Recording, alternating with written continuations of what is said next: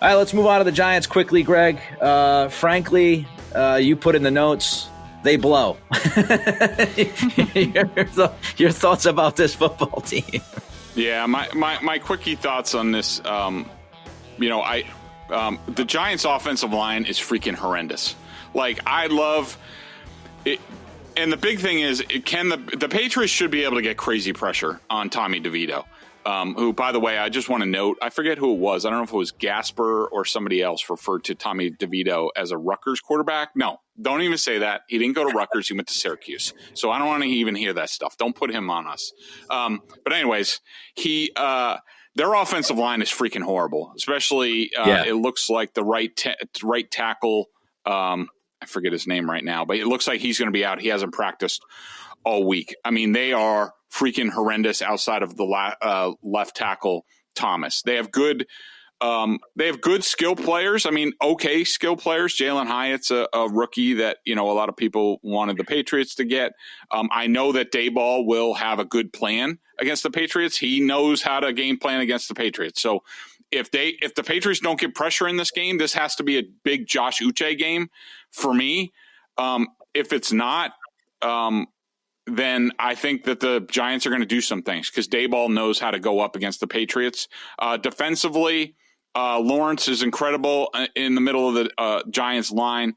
You have to block him. Could be a horrible day for Cole Strange. Good matchup to see where he is.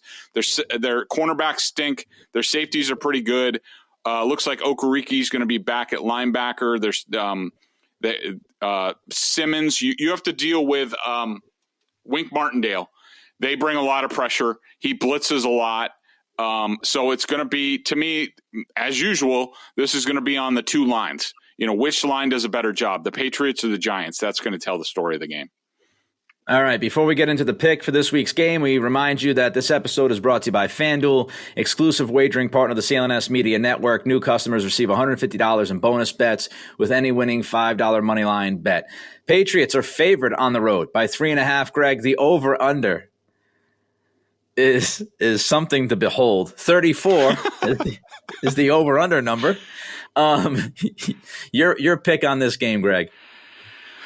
I do like the Patriots in this game, but I just think giving them 3.5 on the road is way too much. Maybe they, win by, 1 or something like that. So, I think I'm going to pick the Patriots to win this game. I just think that they're more competent across the board. I do think the offensive line will find a way to hold up. Trent Brown has been practicing this week after dealing with a personal thing last week and also his injuries. Maybe he's a little bit better this week. So, and I think as long as they have him, then I think they get back to making the gains that they did on the offensive line in previous weeks.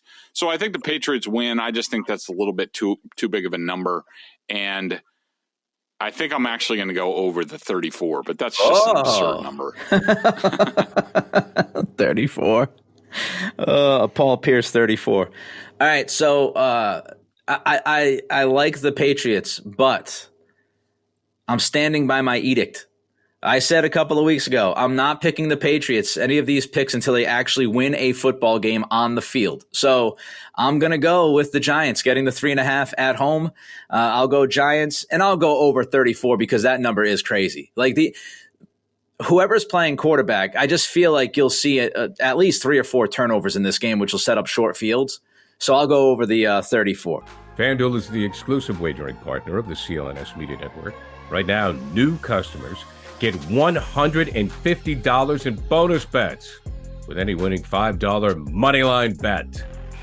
FanDuel, official partner of the NFL.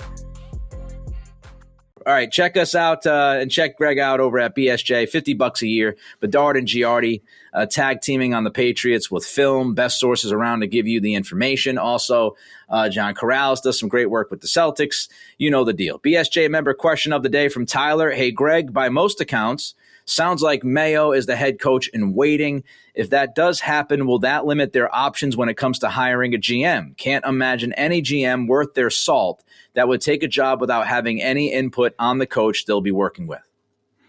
Well, I picked this question from my member chat, which I'll be doing later today. I do that every week with the members, and we do it on every sport. For a couple different reasons. Number one, the Mayo topic was popular with the sources that I talked to, the league executives. They want to know what was going on. I would say that almost universally, they all think that Mayo is going to be the next head coach, and that leads into a big discussion. A lot of the sources worry about what that looks like with Mayo in charge, because they just don't think that he has and you would think he wouldn't have a very big Rolodex in terms of how to fill out his coaching staff and in personnel and things like that. But I think the big thing is that it's Mayo's going to have to find somebody. And look, they have some great. There are a few different options, I think. And I think the most important thing that the Crafts do is if it's Mayo, then he has to pick a GM that he's going to work with. And I do think, like, internally, the reviews aren't very good on Matt Groh. I could just tell you that from talking to these sources. They think he was way underprepared for this job, coming from college scouting, about how to build a team and things like that. And so, assuming it's not Matt Groh, I mean, it could be, but Pat Stewart's in the building. He rose very high with the Panthers. Elliot Wolf, of course. John Robinson, I still think has a lot of time and money left on his Titans contract, but he's thought of very highly. The big thing is Mayo is going to have to find a way. They just can't change the head coach and think that things are going to be better. And I hope that Gerard doesn't think that. I hope the Crafts doesn't think that. Gerard's going to have to rely on his agent, Sean Kiernan from Athletes First. Very experienced, very good agent. They have a long depth chart in terms of coaching prospects around the league. But it's incumbent upon Gerard to, when he gets in there, find the right personnel guy. Sounds like John Robinson. A lot of people think he's the best option. We'll see whether he wants to do that. But he also has to, do what he has to do with the coaching staff. Just don't do Steve Belichick if that's not what you believe. And, go find the best coaching staff possible, or else, it's almost pointless to let go of Bill at this point.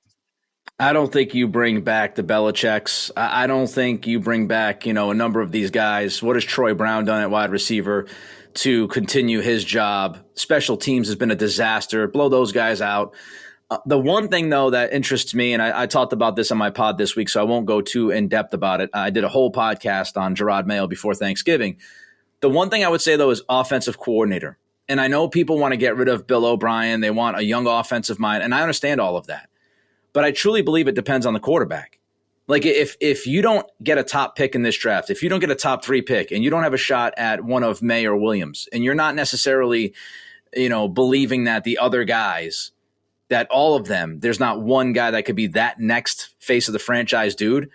As much as people hate this idea, there is a possibility that Mac Jones is back next year. Now, he could be back with, say, a Michael Penix or a Jaden Daniels, and you have a quarterback competition, or you bring in a vet quarterback. If you're bringing Mac Jones back, you're likely to bring another quarterback in that is similar to Mac, so you run an offense that can work for either quarterback that wins the competition. So I want people to keep that in mind, because Bill O'Brien might actually hang around with Mayo, because if you do bring back, let's say you're quote-unquote stuck with Mac, if you bring him back, you don't want to give him another system to learn. He's already gone through 3 different offensive coordinators. So I would just remember that fact. Like, the OC is tied to the hip with the quarterback.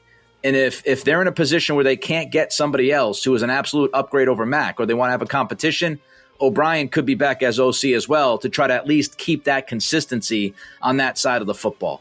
I completely agree, Nick. I completely agree. And I just wanted to add that, a check mark for Bill O'Brien. And I do think you have the benefit of him probably wanting to stick around, and who knows when he wants to be a head coach again. And he's been transient for a while and his family is settled.